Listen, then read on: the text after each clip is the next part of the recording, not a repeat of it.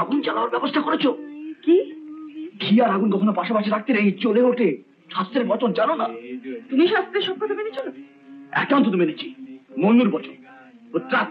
বাচ্চা ওই একটা জিনিসই তো জানো, একটা গাড়ির মাস্টারের পেছনে 100 করে টাকা লাগবে, সেটা তো বাঁচিয়ে দিলাম।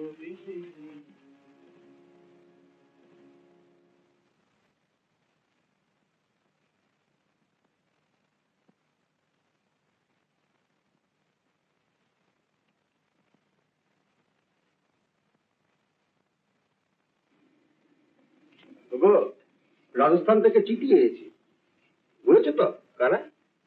গায়ত্রী যেখানে বিয়ের কথা আছে। বাবা, তোমার মেমারিটি তো খুব শার্প।